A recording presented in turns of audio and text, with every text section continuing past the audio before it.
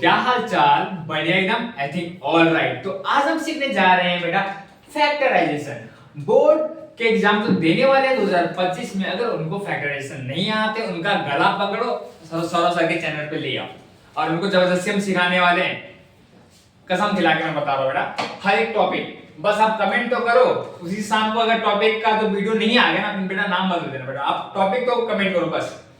आज आपको फैक्टराइजेशन इतने इजी वे में सिखा देंगे, समझ में आ रहा है क्या। और इस फैक्टराइजेशन मेथड में जैसे कि हमारा एसएससी जो महाराष्ट्र बोर्ड है उसमें जो हमारा प्रैक्टिस सेट 2.2 है बेटा, कौन सा प्रैक्टिस सेट 2.2 है कि नहीं, उसका जो क्वेश्चन नंबर अपना 1 है, इसका जो क्वेश्चन नंबर 1 है वो मैं कर रहा हूं सॉल्व यहाँ पे।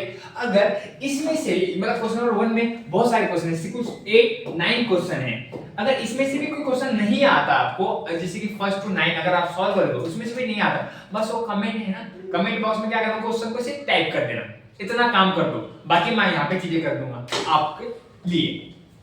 ओके, तो हम चलते हैं बेटा, क्या करना है ये रफ कर दो ना, बस रिलैक्स हो जाओ, पेन पेंसिल अपने हाथ में रख लो, अब बातें नहीं करनी है, नहीं तो पकड़ लूंगा इसे, ठीक है। हाँ, करोगे कैसे, ये दिया है क्या, हाँ सर ये दिया है, आगे आप बताओ आगे करना क्या है, ठीक है बता दे रहा हूं, टेंशन नहीं लेना। देखो आपको सिंपली क्या करना होगा फैक्टराइजेशन मेथड में, पहले तो आपको आप चेक करोगे ये एक स्टैंडर्ड फॉर्म में है कि नहीं है। क्या बोला मैंने, फैक्टराइजेशन का एक स्टैंडर्ड फॉर्म होता है, उसमें है कि नहीं है ये आपको क्या करना है, आइडेंटिफाई करना है। कैसे करोगे देखो, अपना क्या है ax² plus bx plus c is equal to 0, ये फॉर्म है अपना स्टैंडर्ड फॉर्म। कौन सा फॉर्म है, standard form, NDARD standard form है ये, इस फॉर्म में होना चाहिए। तो देखो ax² तो यहाँ पे 1 है तो ax²,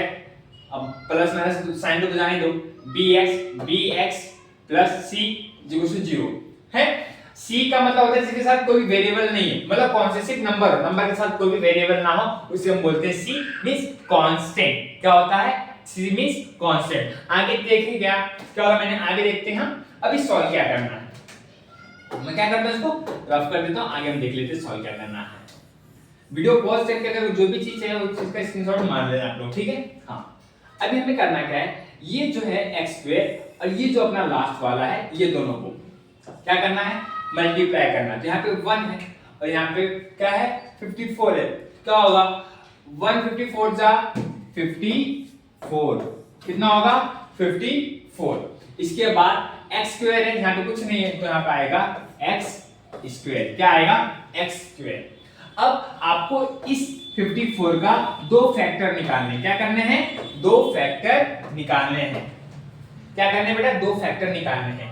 कैसे, मल्टीप्लाई करने पे 54 आना चाहिए और या प्लस माइनस करने पे आपका आंसर -15 आना चाहिए। क्या आना चाहिए, -15 आना चाहिए। प्लस माइनस करने पे -15 आना चाहिए, मल्टीप्लाई करने पे 54 आना चाहिए। सोचो क्या होगा, सिंपल सा बात है, क्या होगा 6 9 जा 54 हो गया, हाँ।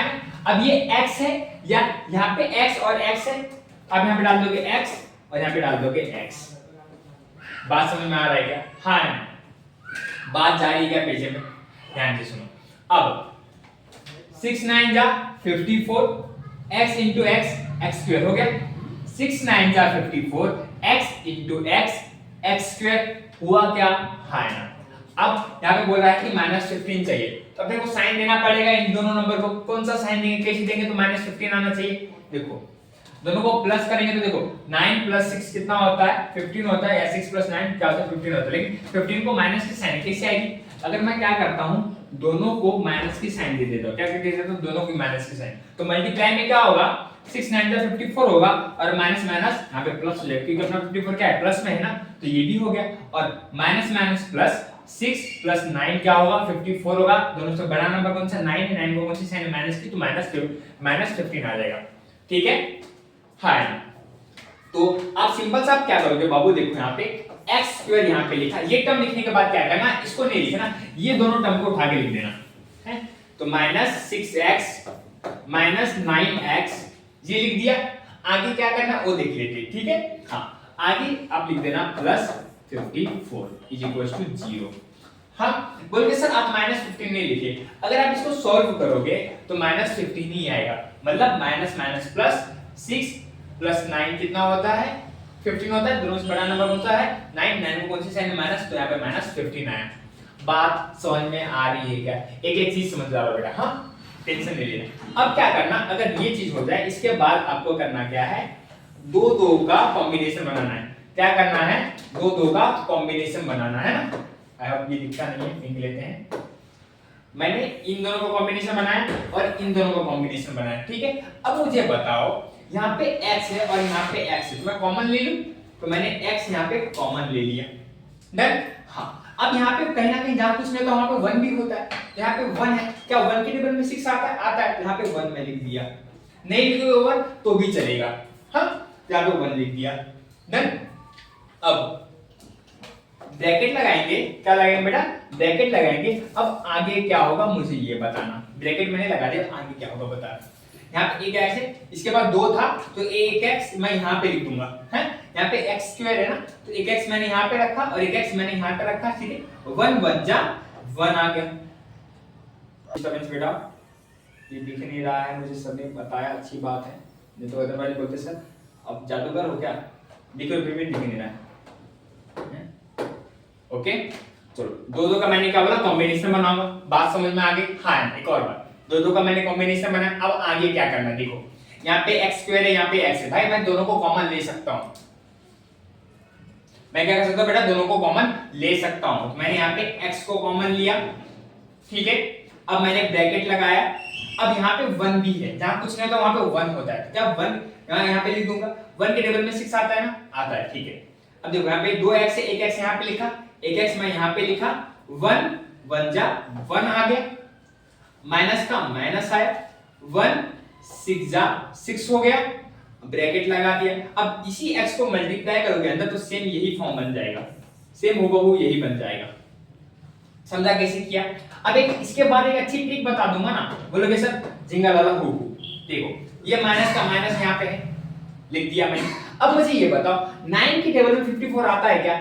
हाँ सर आता है, 9 6 जा 54, टेबल ऐड कर लेना अगर नहीं आ रहा हो तो 9, बस क्या करना, इस 9 को नीचे लिखना और कुछ नहीं करना, ब्रैकेट लगाया, सेम जो ये लिखा है वही उठा के यहाँ पे लिख दिया। 1 नहीं लिखेगा तो भी चलेगा, मैं समझाने के लिए 1 लिख रहा हूं ना, क्या बोला मैंने समझाने के लिए 1 लिखा, नहीं लिखेगा फिर भी चलेगा। ये हो गया इक्वल टू 0 होगा 0। अब मैं क्या करूंगा, जो मेरे पास ये 1x है, जैसे कि मैं अभी 1x को मैं क्या मानूंगा, बस x मानूंगा, 1 नहीं लिखूंगा तो भी चलेगा। तो ये जो मेरा x है, x फिर क्या है -9 इज इक्वल टू 0, ठीक है। हाँ ये और ये सेम, मैं क्या करूंगा x -6 इज इक्वल टू 0 है, ये दोनों क्या है सेम है, तो मैंने इसका लिया, फिर इसके बाद इसका और मैंने इसका लिया। अब क्या करना, नंबर को नंबर के बाद भेजोगे तो x इज इक्वल टू -9 है, वहां जाएगा तो +9, फिर यहाँ वहां जाएगा तो क्या हो जाएगा, x is equal to +6। Plus के साइन से लिखते नहीं है, बट मैं समझाने के लिए लिख दिया, तो अपना ये फाइनल आंसर यहाँ पे खत्म होता है। इतना इजी था फैक्टराइजेशन मेथड। अगर सोचोगे कि सौरभ सर ने बताया बट अब मेरे को आने लगा, तो ऐसा नहीं है, आपको कम से कम इसको 2-3 बार तो प्रैक्टिस करना ही पड़ेगा और एक्स्ट्रा क्वेश्चन सॉल्व करने पड़ेंगे कि हाँ एनालिसिस क्या है, क्वेश्चन और सब क्वेश्चन कहते क्या है, ठीक है। ये सब चीजें आपको करने की जरूरत है। आई होप कि समझ में आया होगा। अगर समझ में आ रहा है तो प्लीज कमेंट बॉक्स में कमेंट करके मुझे बताओ। मुझे आपका लाइक शेयर सब्सक्राइब बिल्कुल भी नहीं चाहिए, आपका ओपिनियन क्या है मुझे वो पता चलना चाहिए, ठीक है। अगर पसंद आया तो कमेंट करना है। अगर और मैथ में किसी भी सब्जेक्ट के अलावा डाउट है, पेपर के एक दिन पहले भी डाउट है, तो सिर्फ कमेंट करना, उसी के 1-2 घंटे बाद या 5 घंटे बाद मैं वीडियो अपलोड कर दूंगा, लेकिन आपको कमेंट करना है, थोड़ा हरी पर रहना, ठीक है। तो मिलते हैं नेक्स्ट वीडियो में, तब तक के लिए बाय बाय टाटा।